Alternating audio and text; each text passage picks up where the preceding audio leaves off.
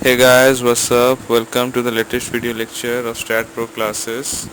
So up to now we have learned about giving the various loads on our structure.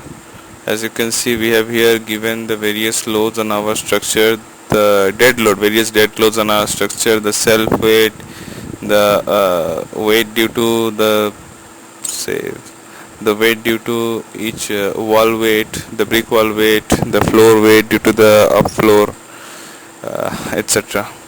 Now let's move on towards the live load. Now live load is due to the load applied on a building due to the people moving on it. You already know it, I know, but then also just for the sake of saying, so how to add it is the similar way of dead load. Add. Now before adding, I would like to tell you something, that let's plan it in such a way that say our building is designed for a marriage, means the rooftop of our building is a party space. People on the rooftop will do some party work. Fine. So what we will do is that then there will be different live loads, because in party the more number of people will be coming on there, so more live load will be there. So similarly we'll be giving two live load ranges. So live load generally comes up from the floor load. So how it comes to a floor load, so let's go on and go for the floor load. Say for the rooftop we add it minus 7 kilonewton per meter square and give it a Y range of minimum is 10, maximum is say 20 on the up, and add it. And the other one let's give as minus on the, for the other floor let's give it as 4, and the minimum range let's give it as 0 from 2 to maximum range say 10. Add. So what we now see is this is the first one with minus 7 kilonewton. Just see here, this load is applied on the top floor where we were designing about a party space. It will be better clear, and this one means which load I am selecting, that gets highlighted by a blue color.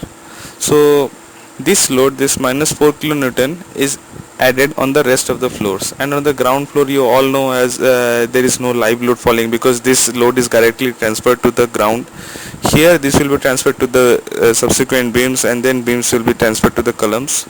Generally it is only the design procedure. We first design the slabs. The first thing is designed is the slabs, then we go for the beams, because the load of the slabs goes to the beams and then beams to the columns.